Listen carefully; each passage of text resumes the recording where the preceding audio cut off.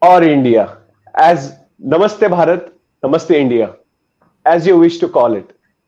First of all, I would like to congratulate all Indians on the successful launching of Chandrayaan 3, and let's hope for the best. Today, I welcome you all in the fourth episode of our mental health talk show, Inside Out, where we converse with the mental health experts, the professionals from different sectors, where we interact on different topics. The central theme of this mental health talk show is to understand the intricacies, the nitty-gritty about general mental well-being. As you all as all of you are aware about our mental health awareness program 2023, we are in the fourth week, and let me express my gratitude for showing the kind support and showing a constant support to our initiative, and we hope to grow with you all and contribute in whatever way possible from us. Today it's a very special episode as it's World Youth Skill Day. I am very happy to be a representative of a nation which is actually a nation of youth, as it is rightly said. Bharat, the youngest nation in the world according to the demography or population, as we say it. And to discuss today's topic, we have very special guests with us. Uh, I can call this episode as episode about youth, for youth, and with the youth. So let's welcome our guest, Miss Gauri Noolkar and Mr. Pravin Nikam. Welcome both of you. First of Thank all, you.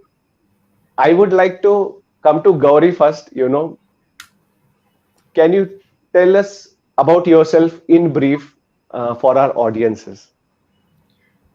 Thank you, Kamlesh, for having me on this show and for this very pertinent topic. I'm actually a person who's worn many hats over the past decade. I was a researcher. I used to research on topics such as water security, geopolitics, and public policy. And then I switched to entrepreneurship. Um, and then after that I started working in venture capital, in operations and communications, and I also work with a lot of startups, helping them with their pitch decks, helping them with just setting up in their early stage days. I also run a content marketing agency called Clueless Wong Technologies. But right now, everything is a bit on the back burner because I'm currently enjoying my maternity break, and also learning a lot from it because it's pretty challenging. But yeah, that's what I'm doing these days. Fantastic. I think your experience will definitely, enlighten every one of us. I hope to help. Yes. And congratulations on being a mother. Thank you so much. Yeah, yeah. Yes, coming to Praveen. Praveen, please help us to understand about Yes. yourself. Thank you, Kamlesh, and congratulations, Gauri. Thank you for Thank sharing. you. I'm a lawyer. I was previously working with an organization called Project 39A, National University Delhi. I took a break and then switched into full-time non-profit space.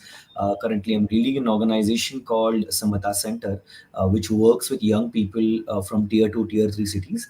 We support and make sure that equity is being democratized.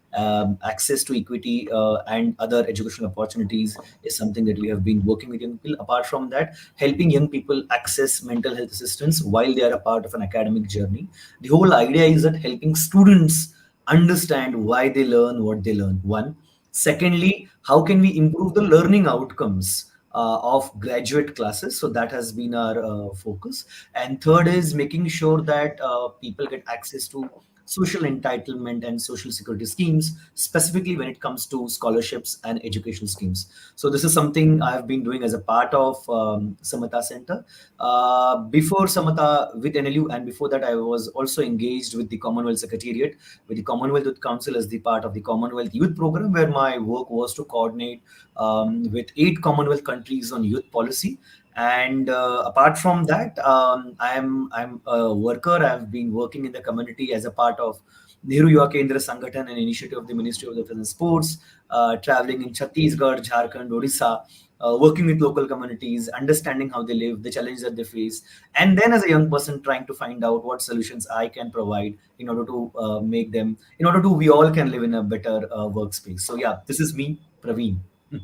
Yeah, Thank you. that's really great, Praveen. And I am very happy to have both of you and to let just audience know that I'm very fortunate to be connected with these two beautiful intellectual minds here.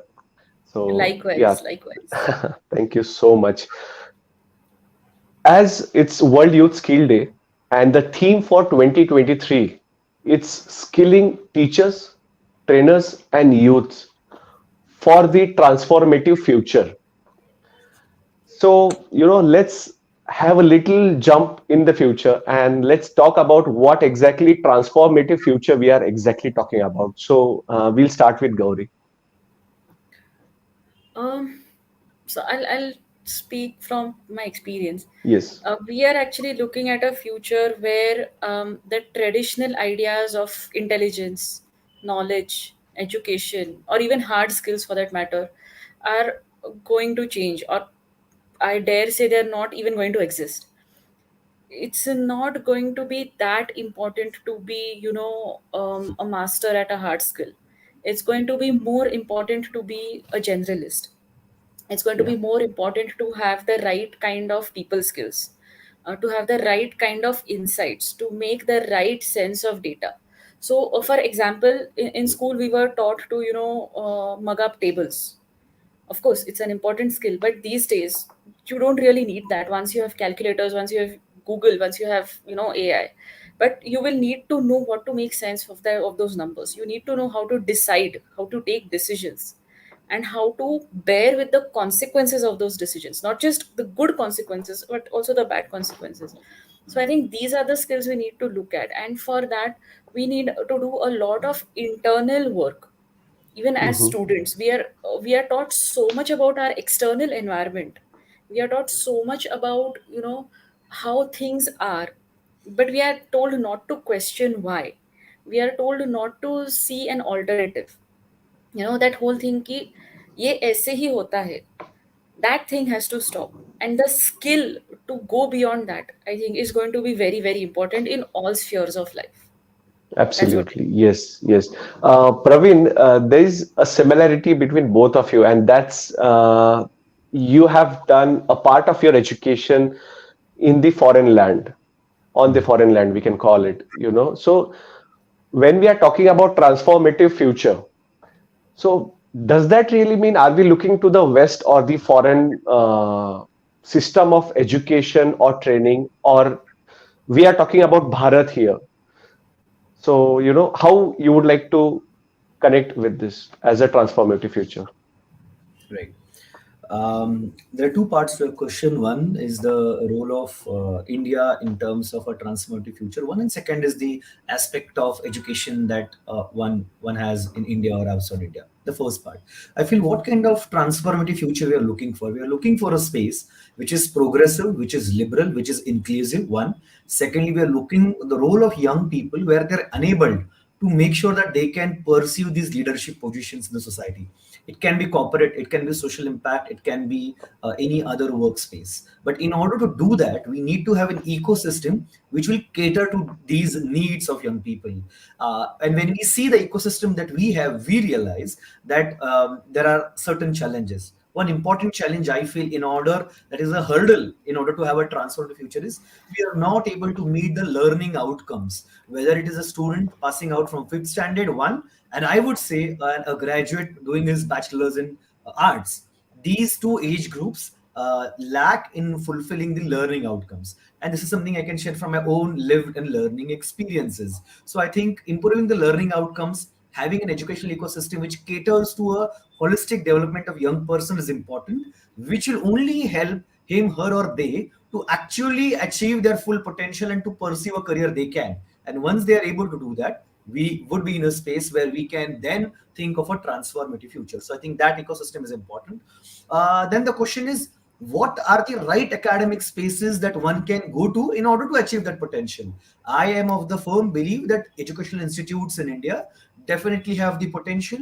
The teachers here, the whole ideology that is a part of our ecosystem in terms of inclusiveness, in terms of equity, is intrinsic in us. No matter, we do have some challenges, but at times there are certain expertise that we realize that our ecosystem is not able to hand is not able to do the hand holding, and then the dependency grows on universities abroad.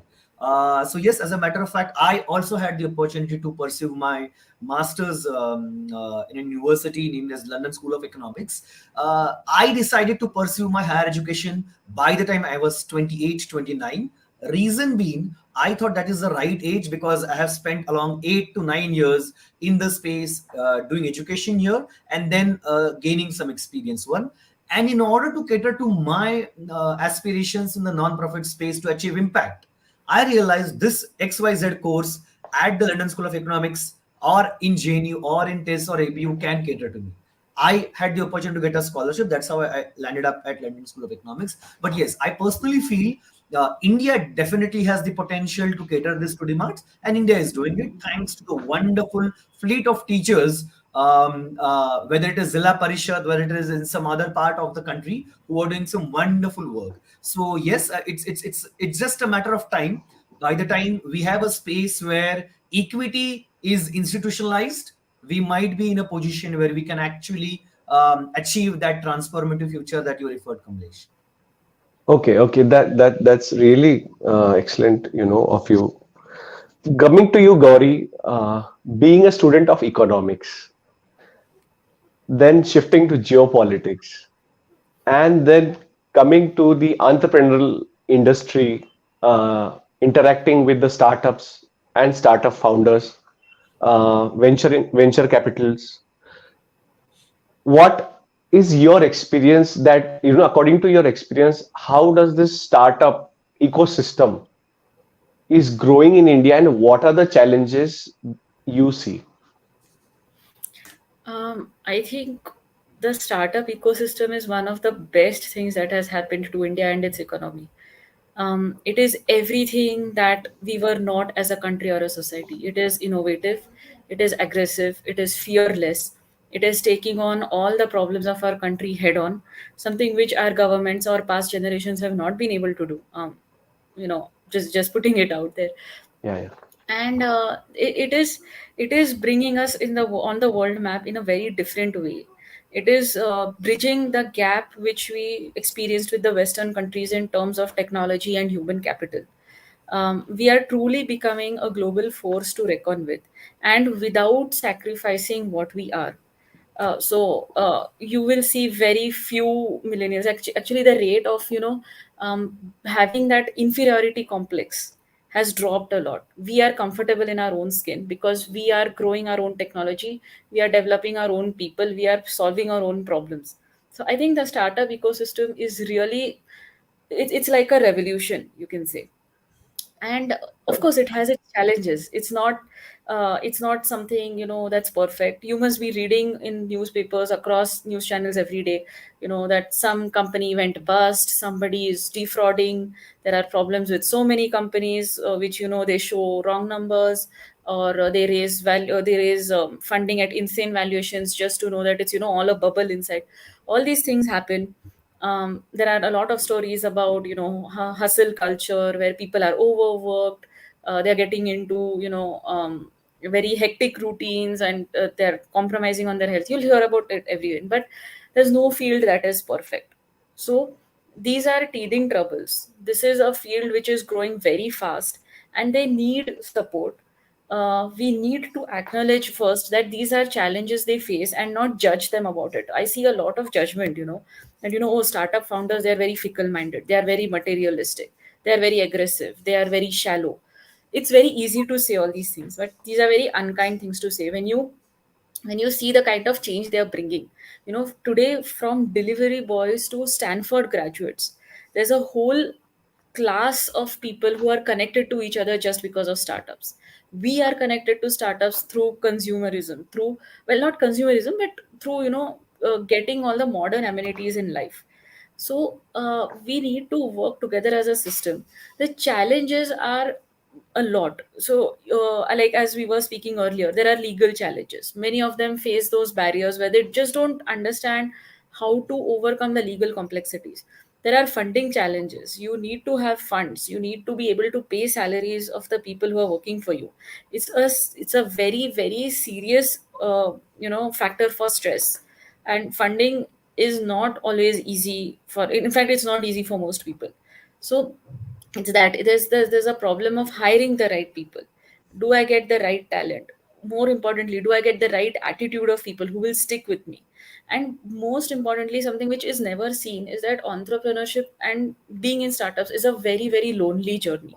Sure, you're surrounded by people, the media wants to cover you, everybody wants to talk to you, you can say that, oh, I'm founded this company. But in reality you're alone.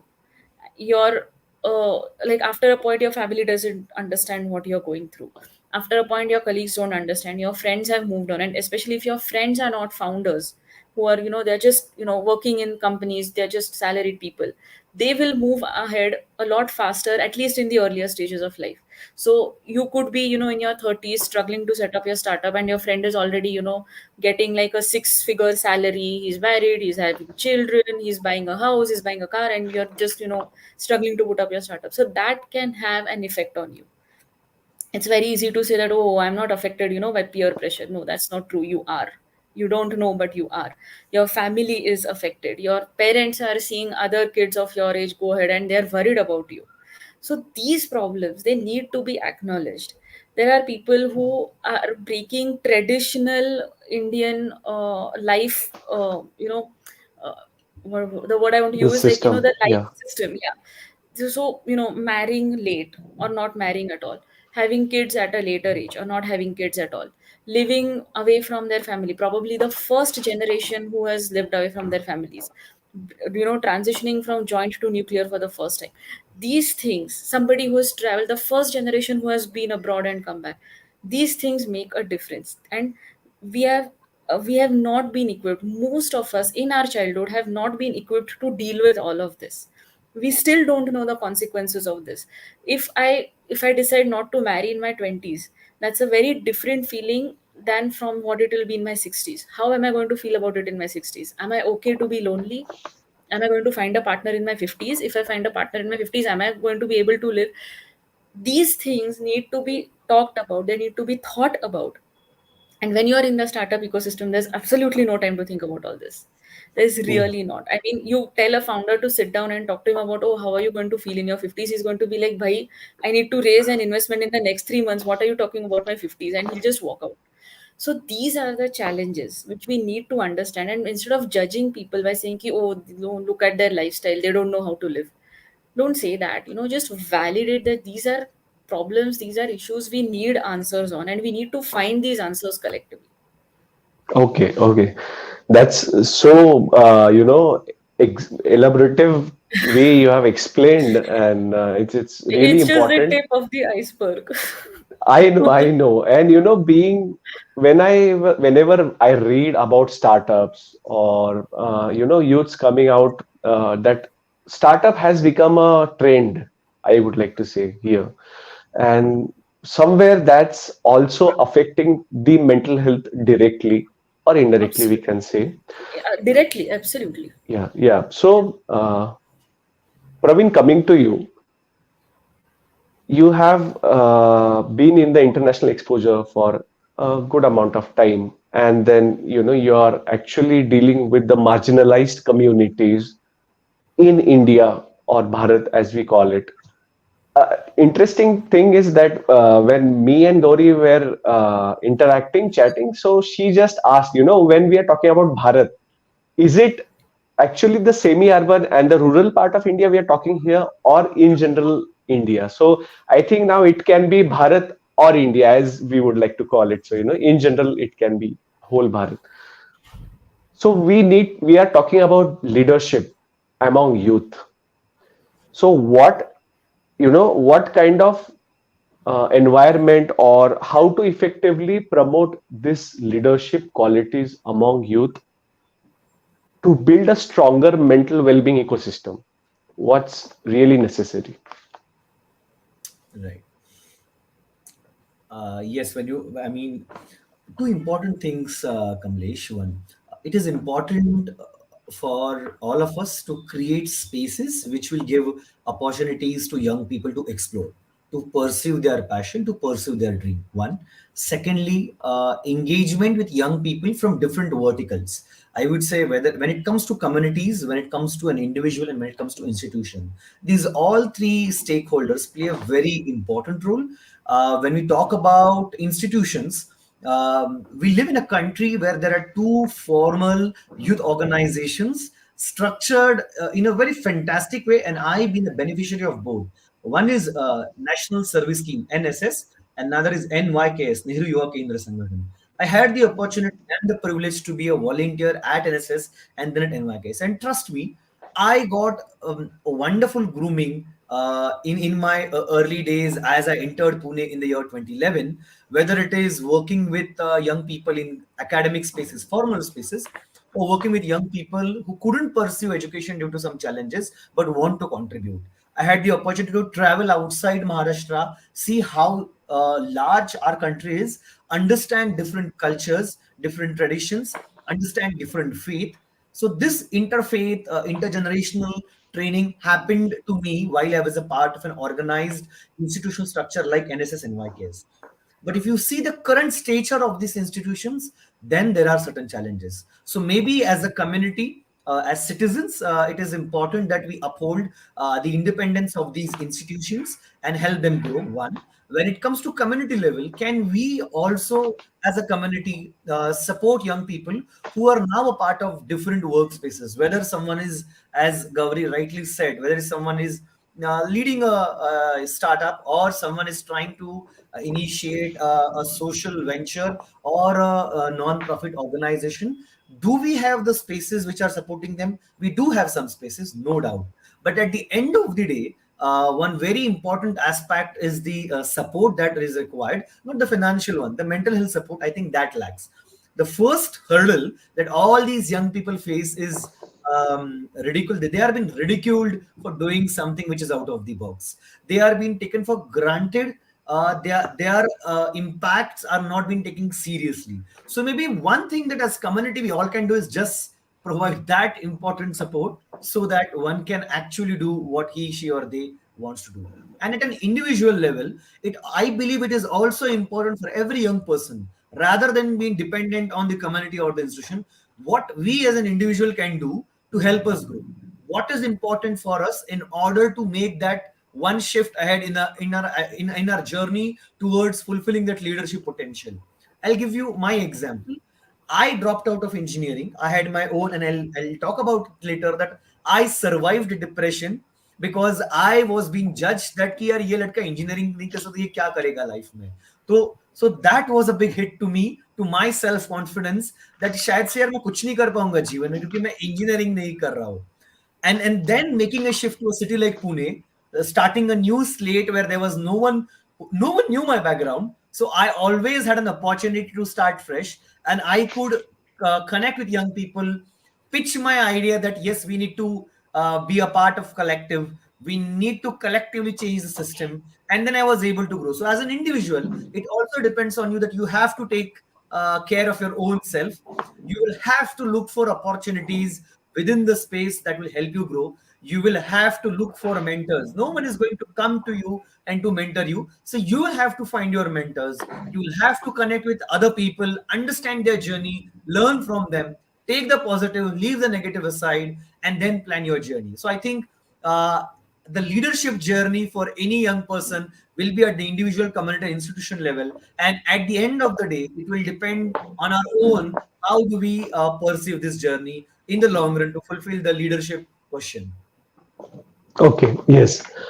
Gauri, coming to you, my question would be, there is a gap, there is a cultural values and the growing need of mental health. So, how to breach those gaps and deal with it effectively? Well, actually, I'll just pick up from where Praveen left because he made two very important points. One is that collectively we need to create those spaces where we can address mental health, where we can accept that we need to address mental health, and then we can say that it's okay, without feeling the pressure of hiding it. Secondly, as an individual, we need to take responsibility that I am responsible for my own mental health, I am responsible for my growth, I am responsible for getting mentored, that sort. Yeah. But having said that, uh, what we need to do is we need to normalize certain behaviors which we have been told to not do or to not take up. Biggest one is taking help. We are always told that, like not told as in like directly told, but we are always shown that it's the weak people who take help. It's the inefficient people who take help.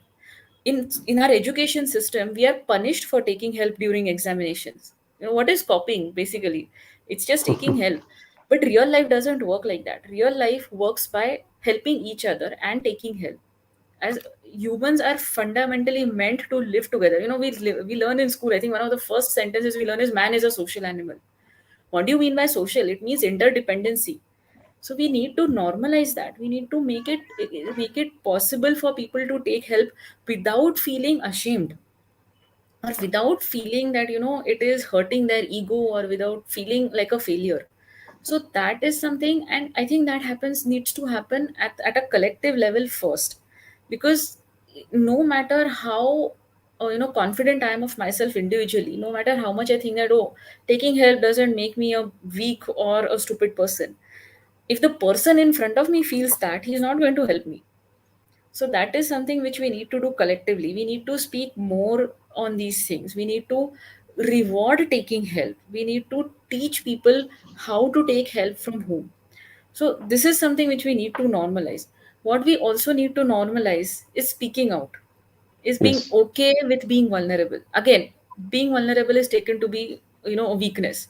You are vulnerable with somebody, they are going to exploit you. That's what we are always taught. But and that that leads to a social or collective distrust within the society. We are instinctively told to not trust people outside our immediate circle. But we need to break that, and we need to build a society which is built on trust. And we need to Mm-hmm. ensure that, okay, I can be vulnerable in certain areas, and that is okay. That is my strength. I need to believe that, and just saying that aloud doesn't happen. I need to see those results. I need to see those kind of examples. And I need to be that sort of a person who is okay with others being vulnerable, and who can empower others while they're vulnerable, not exploit it. So Yeah. again, this is something which we can do collectively. So, Definitely. Definitely. so I think these are cultural issues, because the kind of history we have had, if you see in Indian society's history, the kind of invasions we have seen, the kind of conflicts we have seen, the kind of colonialism we have seen, it is natural for our society to be distrusting, for it to be competitive. Even the pure population dynamics make us competitive, not collaborative. We are Yeah. like more than a billion people competing for very scarce resources. Your first instinct is going to be compete, fight, and get whatever you can. That needs to change mentally, that needs to change deliberately. Distrust also comes from the kind of history we have had. The idea of being strong, in a way which is like don't take help, don't be vulnerable, that comes from a very patriarchal mindset, which is again we have like centuries of history behind this. So we need to understand where these gaps come from and how they are affecting our modern lives. We are not colonized anymore, we are not getting invaded anymore. We have technology which can amplify the resources we have and ensure that people get a basic stable life. So in this case, we need to leave behind those involuntary hardwired behaviors, and we need to try to fill this gap by deliberately normalizing certain behaviors which were considered as a threat in the past, threat to our survival. So Yeah. we need to tell us that it's not a threat anymore. You can be Mm. vulnerable, you can seek help, Yes. and you can create these spaces, and you can take individual responsibility. That's Yes. what I think. So what you're saying is being vulnerable, it's okay. The most important is you ask for the help when you're vulnerable. And let's It just is okay accept. when we Yeah, yeah, collectively create the atmosphere that it is okay, not just one sure. person. Yeah. Certainly, yes, yes, definitely.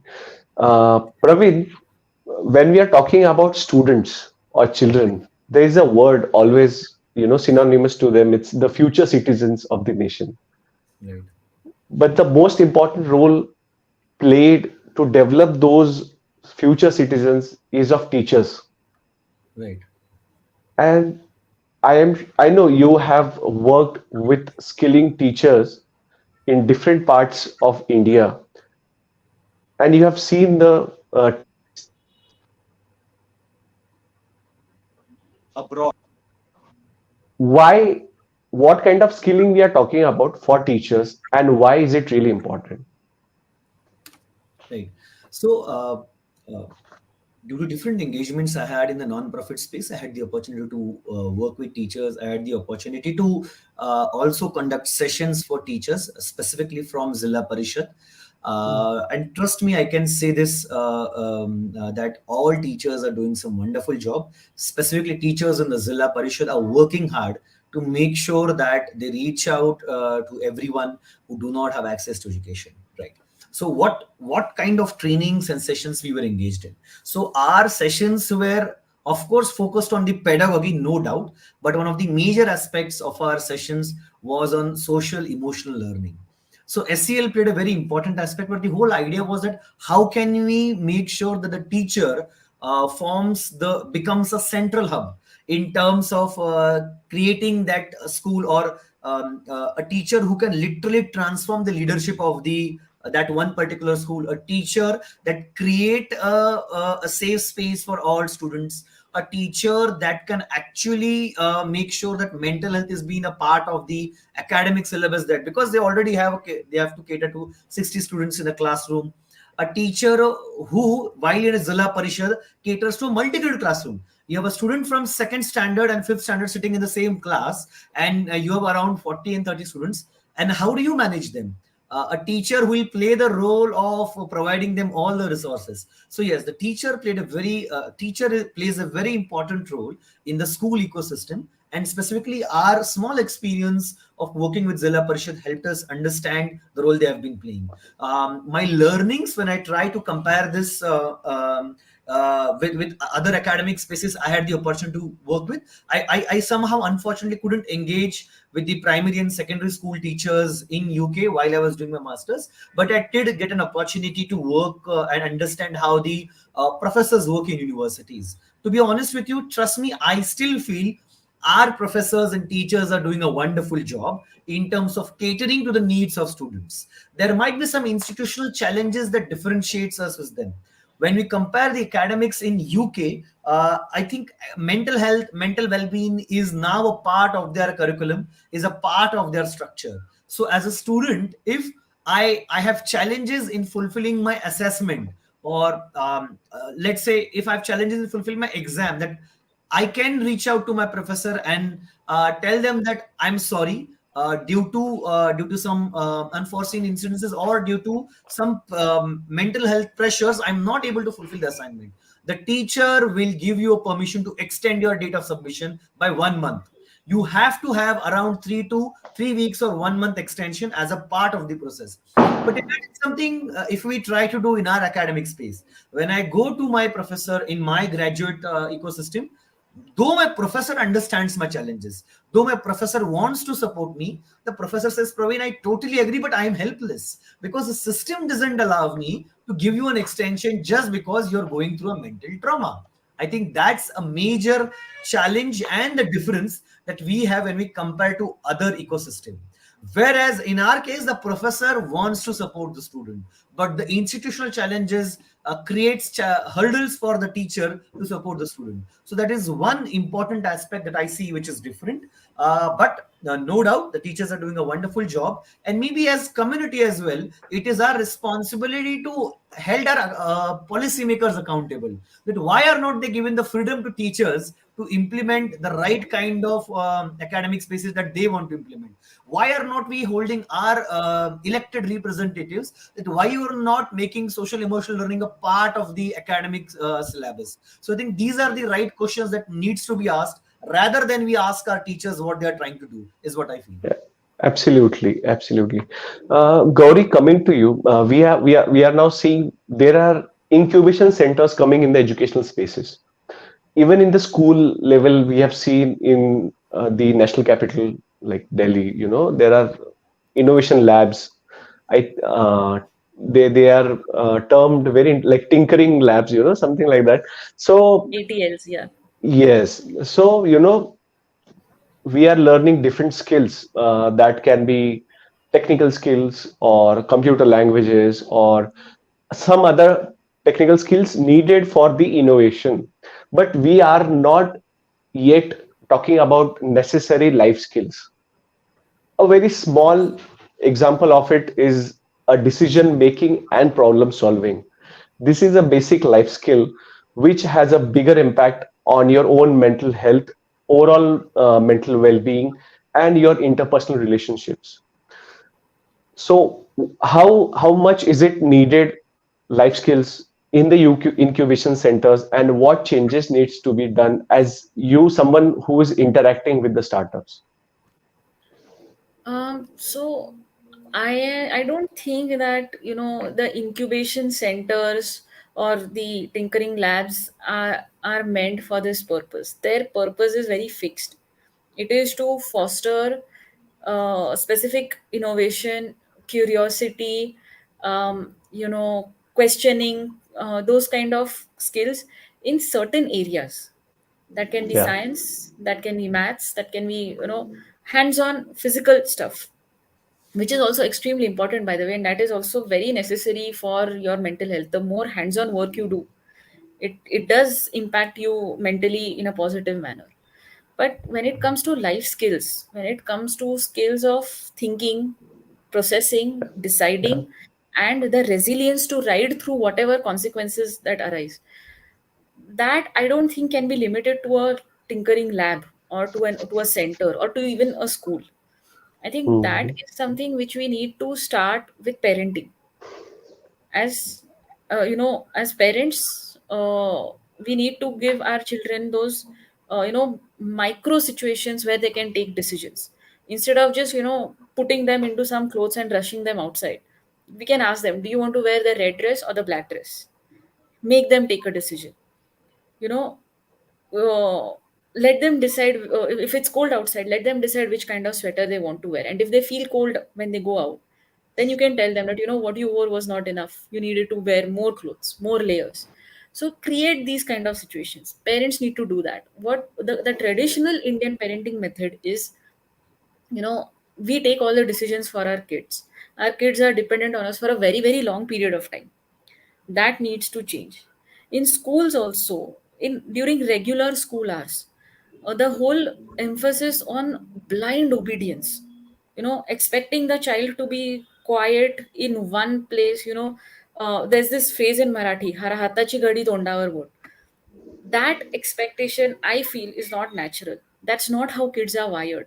Kids are wired to move around, they're wired to play, they have a lot of energy.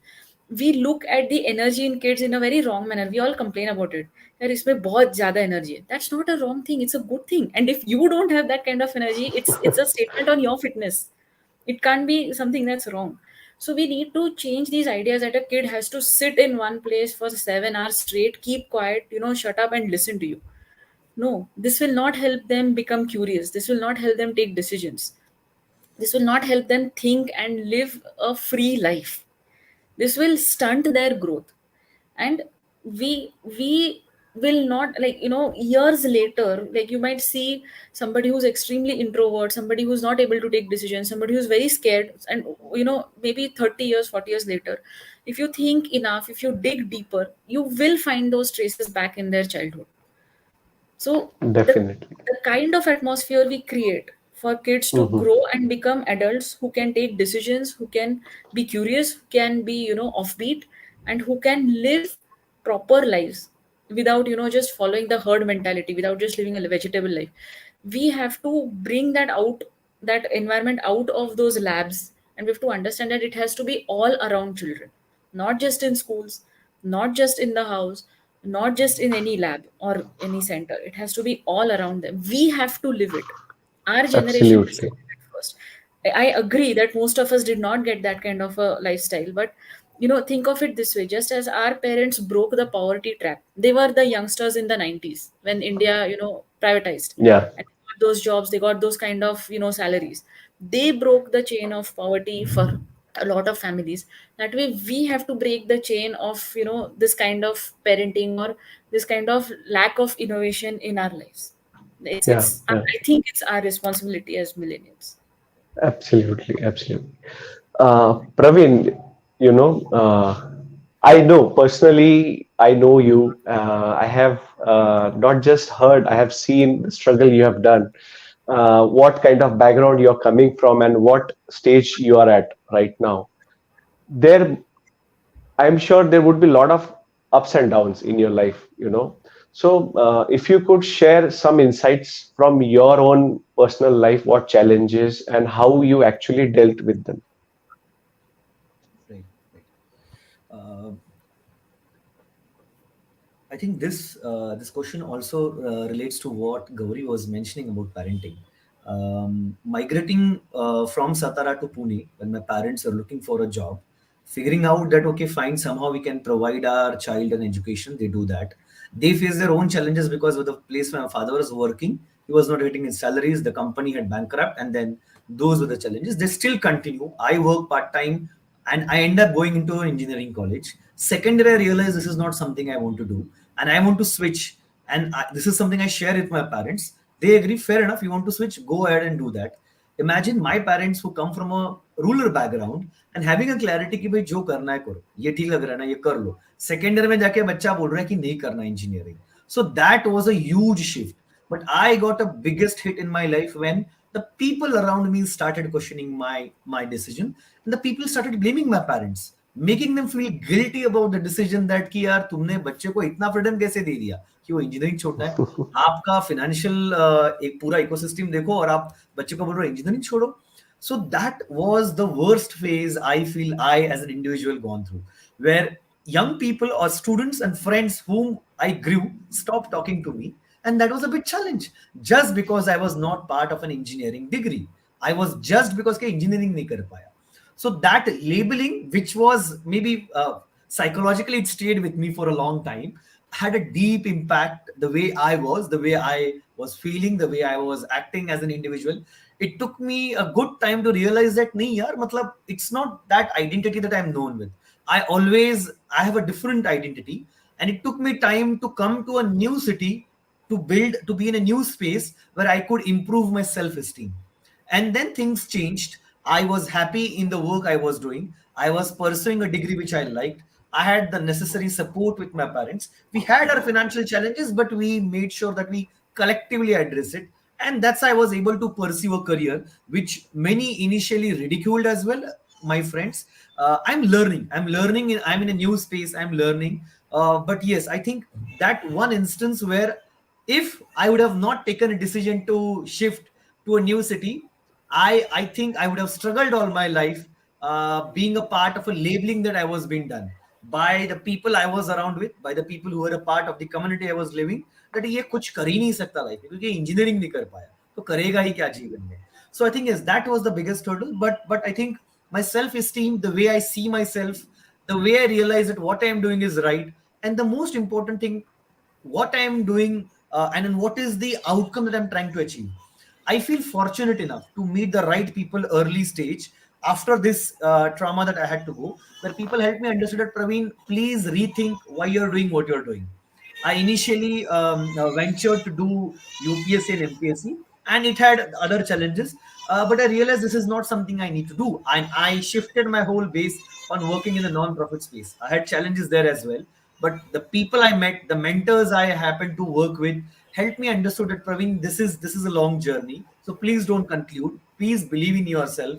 Please believe in the process that you're a part of. Try to seek mentorship. Try to seek support, and it's okay. You will fail, and I've failed. I failed n number of times, and I might fail in what I'm doing currently, and which is still okay because I'm confident enough that I know what I'm doing, and I have a fallback arrangement where if this doesn't work, I will still survive. So one thing which I was very clear, I will do an education which can provide me an employability. That was one thing I did. After ensuring that, I switched to do something which I want to do.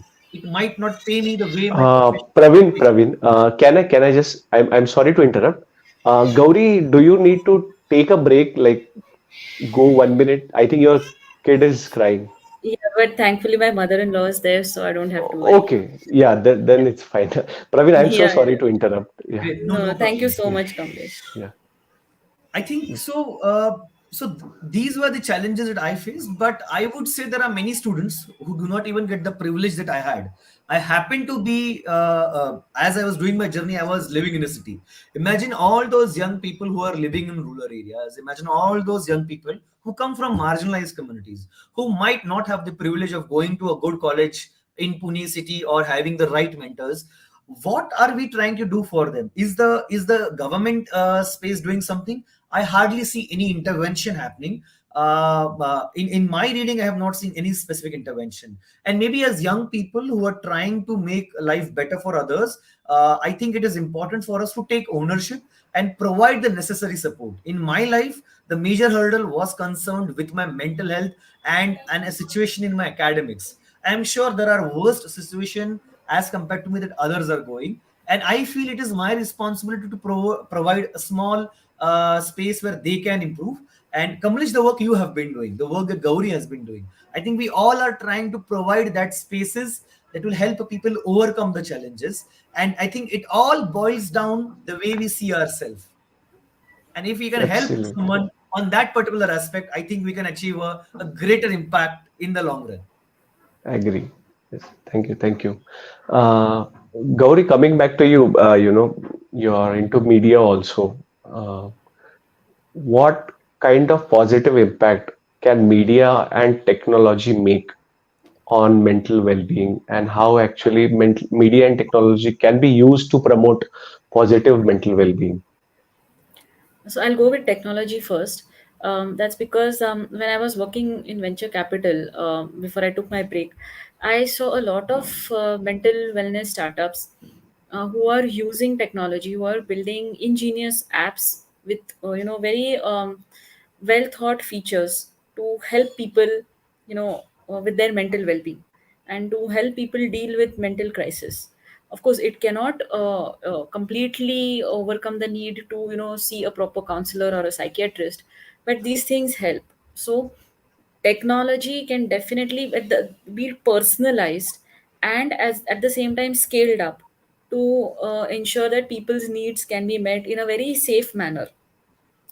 As far as media is concerned, I think media can basically start normalizing all these behaviors I talked about earlier, asking for support, being vulnerable. Media can start talking about these things. Media can start bringing out such stories instead of pushing certain narratives like XYZ startup got so many millions in funding, and though that person got those many millions in funding. Go beyond that. Talk about real struggles, what startup founders are facing, what startup employees are facing, what their families are facing, and how they are overcoming them. These are the things we, and not just stories of great achievements, because most of them are not relatable to us. Talk about people who are achieving small things in daily lives.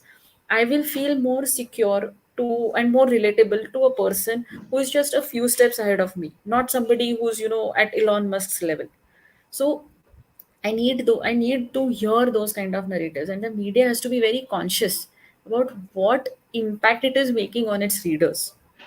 Do we always want to talk about those fraud companies, those few fraud companies, or do we want to talk about those thousands of companies which are actually doing a good job, which are creating employment, which are creating different products, which are helping mitigate the climate change crisis, things like that.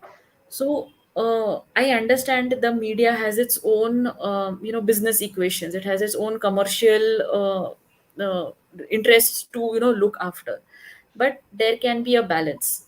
There can Absolutely. I definitely feel that we can push through narratives which make people feel secure in this field, and I'm talking specifically about startups because this field is seeing a lot of upheaval. Other systems, other fields have sort of matured. The startup system is yet to reach there. And during this upheaval, there's at least one generation, at least the millennials, I'm not even talking about Gen Z yet, at least the millennials who are facing a lot of upheaval in their own lives. Because as I said, they are changing all the structures of whatever traditional Indian life system was there. You know, finish your education, get married, have a child, run your house, buy a car, that sort of thing. People are changing that, and that is causing a lot of different challenges. And the media needs to speak about these challenges in a non-judgmental manner, in a non-sensationalized manner, and show those stories where people in through everyday actions are showing resilience and solving problems at their level. I think this is, and these will probably not make for very, clickbait stories, but people will go for this. Eventually, people will go for this, and they will want to see the real face and the real challenges in the ecosystem. Absolutely. There is this last question for both of you, and both of you can give a closing statement on that. First, we can go with Praveen.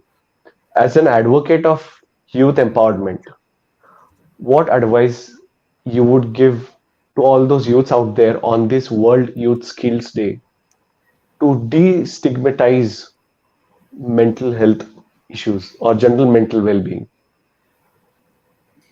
Uh, I'm not sure whether I'm the right person to give advice.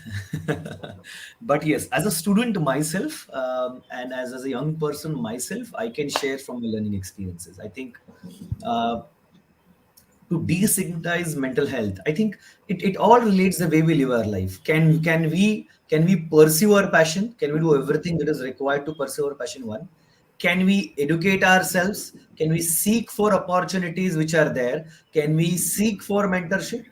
While as we are a part of this journey to achieve excellence, to achieve a better life, can we seek for mental health support? It's okay to reach out, to ask for help, to seek suggestions, to say that I am failed and I need to improve. It's okay to share your aspirations and realize that maybe you have not done enough to fulfill them, and then take a step back, work on your own self. I think in my case, as someone who graduated and wants to do something, self care has always been an issue where I failed as a person. It took me, it personally cost me my relations with my family. It cost me my relations with my brother, where I was never there for them because I was altogether into a different journey. It took me around like 5 6 years to realize maybe I have lost something in this process. So I had to take a break from everything that I was doing.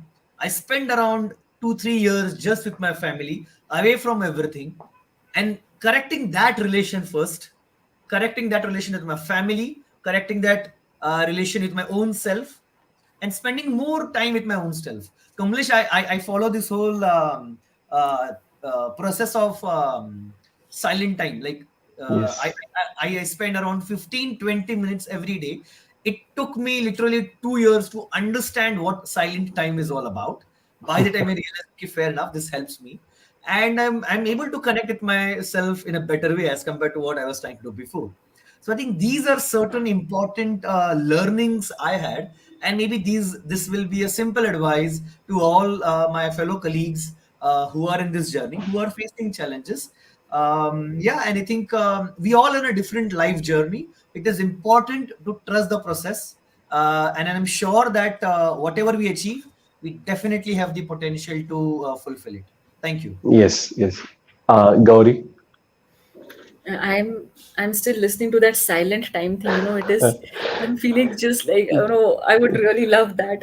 But yeah, coming to your question, Kamlesh, again, I'm not really a person who can give advice as such, because I'm still in the journey. I'm still somebody, who's very much into the startup space, and I'm also Mm-hmm. dealing with so many things which I spoke about. But I'll tell you something which really worked for me, and especially after COVID, and that is investing in my relationships. I totally agree with Praveen that it is worth taking out time and investing in your relationships. And I understand that some of you out there might say that, oh, but I have a broken family. My family causes me trauma. I don't have a great relationship with my parents or my husband or my wife or my siblings, and that's fine. It's not something. If it's that toxic for you, then you need to treat it in a different manner. But you will always have some people in your life who elevate you. They might be your blood relatives or not. That's secondary, but there will always be somebody who elevates you. And invest in that person. That's what you need to do. Invest in that person, build those relationships for the future. Build it so that in your 40s, 50s, 60s you have this entire human capital for the past 10, 20 years on which you can rely. Be Yeah. available for their occasions, be available for their milestones, give them help without expecting anything in return. Build networks. I think one important skill that I forgot to mention, which we need to learn, is networking. Build Yes. connections, and it need not be transactional ki, haan, I did this for you, now what are you going to do for me? It need not be like that. I did this for you because I wanted to do it for you. That has to be the Absolutely. attitude. And that doesn't mean you become a carpet for people. Of course, you keep your self-esteem, you keep your self-interest, but understand that when you invest in people, it is an investment in you. And that is something which really works for me. Like I might not be up there as 30 under 30 or 40 under 40 or whatever, but I am happy that I have a good circle of people with whom I enjoy working. And then I have a circle of people with whom I enjoy hanging out. And then I have a circle of people with whom I can share my joys and sorrows. They have seen me in my darkest times, they have seen me in my brightest times, and vice Yeah. versa. Hmm. This is the investment which we need to do, and that really helps with even the most darkest periods in your times. If you just have somebody to hold your hand when you're going through, like, shit, when all hell breaks loose, when everything has gone to the dogs, when there is no certainty in life, when everything is like, when life is just throwing problems at you, if there's just somebody next to you who is saying that, okay, let's ride this together. I might not be able to solve your problems, but let's go through this storm together. It still helps. So Absolutely. I'm just sharing what helped with me is investing in people, probably Yes. keeping time aside. I'm really glad to that Pravin shared what he did, that he just kept everything away for 2 3 years. It's worth it. We have made work so much like sacrosanct that I have work, that's why I will leave everything else. No, attend the birthdays, go for the weddings, go for their milestones, go when they are sick, sit next to them on their bed and talk to them. Make these investments, they help. Absolutely. Yeah, yeah. That's very true. And believe me, I'm so happy whenever I'm interacting with folks like, Gauri, Pravin, and all our previous panelists, and those who are going to come in our next episode. You folk, you are our real heroes, and, you are making this mental health awareness program more meaningful, contributing your insights, your knowledge, your experience, and it becomes more meaningful for us and for every one of us. Everyone out there watching this show, that can be pan India, Maharashtra, Pune, any corner of the world.